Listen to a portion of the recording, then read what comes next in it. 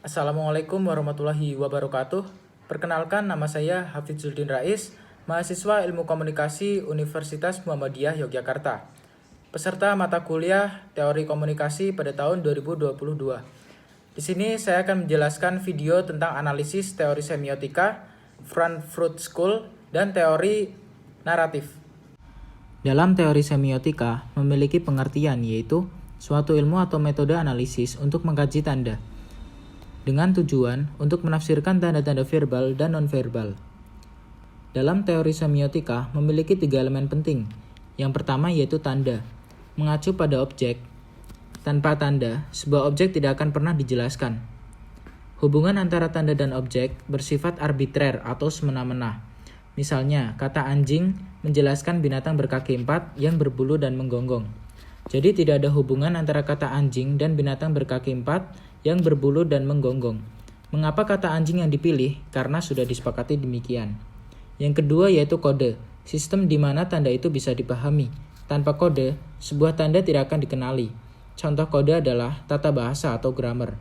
Mengapa warna merah dalam rambu lalu lintas berarti mobil harus berhenti? Karena ada sistem yang menyepakatinya. Sistem itulah yang disebut sebagai kode. Yang ketiga yaitu kultur, di mana tanda dan kode beroperasi.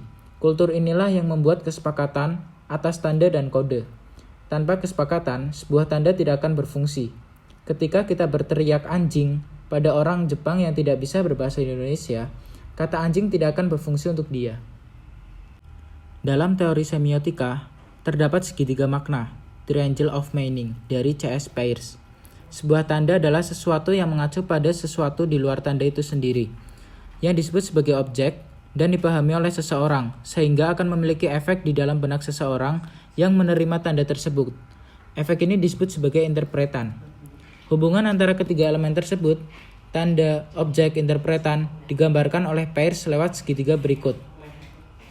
Jadi sebagai contoh, kata anjing adalah tanda, yang dimana mengacu pada objek binatang berkaki 4, yang berbulu dan menggonggong. Saat seseorang mendengar kata anjing, atau melihat objek binatang berkaki 4, maka meninggalkan efek di benaknya. Bisa saja ia membayangkan anjing atau binatang berkaki 4 yang berbulu dan menggonggong itu sangat lucu dan menggemaskan. Efek ini disebut interpretan. Apa yang dibayangkan seseorang atas tanda atau objek ini adalah interpretan dan sangat dipengaruhi oleh pengalaman seseorang atas kata anjing atau objek binatang berkaki 4 yang berbulu dan menggonggong. Jadi ketika ia membayangkan anjing itu menggemaskan, bisa jadi dia memiliki pengalaman yang menyenangkan dengan anjing atau binatang berkaki 4 itu. Mungkin dia pernah memeliharanya. Kalau pengalaman seseorang yang pernah digigit anjing atau binatang berkaki 4, maka efek yang di benaknya adalah anjing sebagai binatang berkaki 4 yang berbulu dan menggonggong yang mengerikan dan menakutkan. Selanjutnya, ada 3 jenis tanda menurut Peirce, yaitu ikon, indeks, dan simbol. Ketika dijelaskan sebagai berikut, ikon adalah suatu tanda yang secara fisik menggantikan objek yang menjadi acuannya, misalnya gambar, foto, ataupun lukisan. Yang kedua yaitu indeks, adalah suatu tanda yang menjadi indikasi objek tertentu. Misalnya dalam ilustrasi di atas, gambar tersebut bukan gambar kucing, objeknya adalah paw atau kaki kucing, tapi kita bisa menjadi petunjuk tentang objek kucing. Yang ketiga yaitu simbol, suatu tanda yang disepakati secara arbitrer atau semena-mena untuk menjelaskan objek tertentu. Misalnya, kata kucing disepakati orang Indonesia untuk menggantikan binatang berkaki 4 yang berbulu dan mengeong, sementara orang Inggris menyepakatinya dengan istilah cat. Dalam segitiga semiotik dari Ogden dan Richards, sign atau tanda yang dimaksud oleh Peirce dalam segitiga Ogden dan Richards diistilahkan sebagai simbol, sementara objek diistilahkan sebagai referen, sedangkan interpretan disebut sebagai istilah reference. Segitiga Ogden dan Richards memiliki garis putus-putus yang menggambarkan relasi yang terputus antara tanda dengan objek dalam istilah Peirce. Sementara relasi antara tanda, interpretan, dan objek adalah relasi yang bersifat sebab akibat atau causal relation.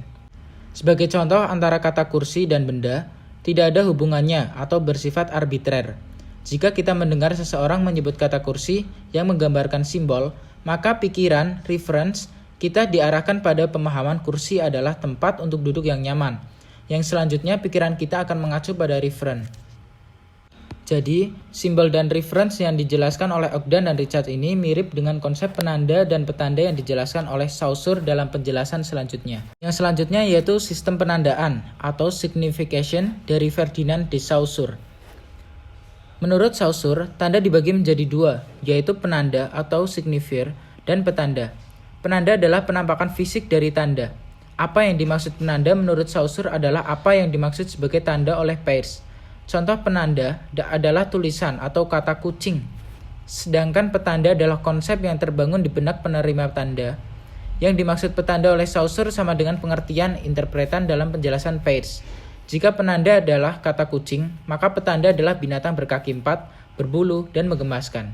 Jadi, bagi Saussure, tanda merupakan relasi antara a sound image atau suara tampilan fisik yang disebut sebagai penanda dan konsep atau petanda.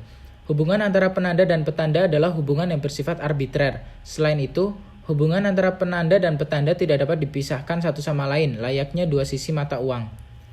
Nah, penjelasan Saussure ini memiliki kesamaan dengan penjelasan Ogden dan Richards yang menganggap realitas atau objek, referen dalam istilah Ogden dan Richards sebagai elemen pelengkap saja. Teori kedua yaitu teori Frankfurt School. Frankfurt School masuk ke dalam teori kritis, yang mana melawan ketimpangan yang ada di dalam masyarakat. Karakteristik teori kritis mempercayai pentingnya memahami pengalaman hidup manusia berdasarkan konteksnya yang dimana bersifat historis. Tidak memisahkan dirinya dari praksis, mendorong transformasi masyarakat, dan berkontribusi pada pengembangan kesadaran kritis dan emansi cabang dari teori kritis.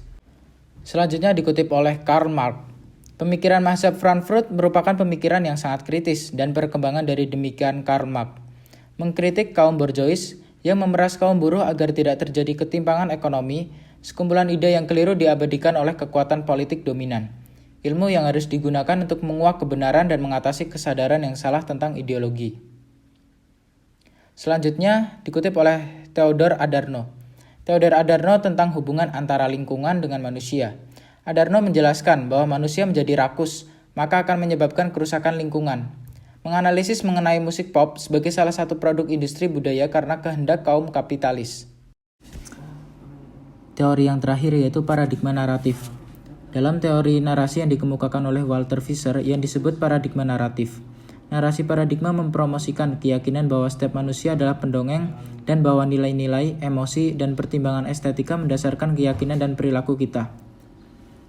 Dengan kata lain, kita lebih dibujuk oleh cerita yang bagus daripada oleh argumen yang bagus. Dengan demikian, Fischer akan menjelaskan keputusan Miles untuk memilih George berdasarkan cerita yang disajikan George dalam brosur kampanyenya.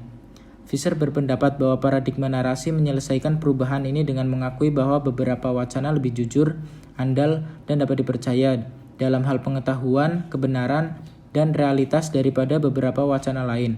Tetapi tidak ada bentuk atau genre yang dimiliki terakhir untuk kebajikan-kebajikan ini.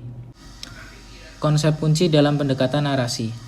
Yang pertama yaitu naratif, sering dianggap hanya sebagai sebuah cerita. Tetapi bagi Fischer, narasi itu banyak lebih dari sebuah cerita yang diplot dengan awal.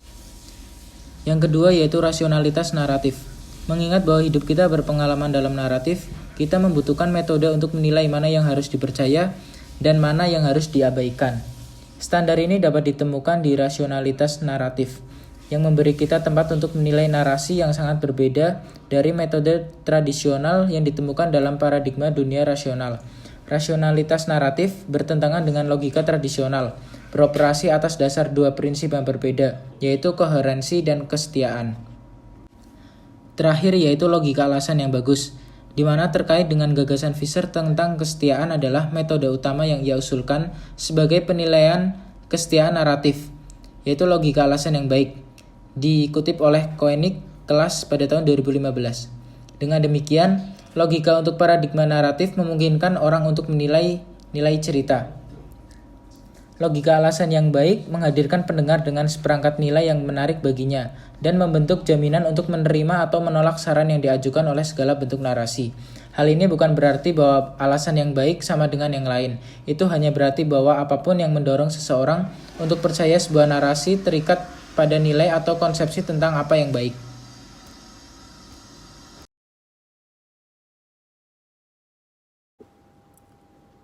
Terima kasih atas penjelasan ketiga teori tersebut. Semoga bermanfaat untuk kita semua. Sekian dari saya, apabila ada kekurangan ataupun kelebihan, wassalamualaikum warahmatullahi wabarakatuh.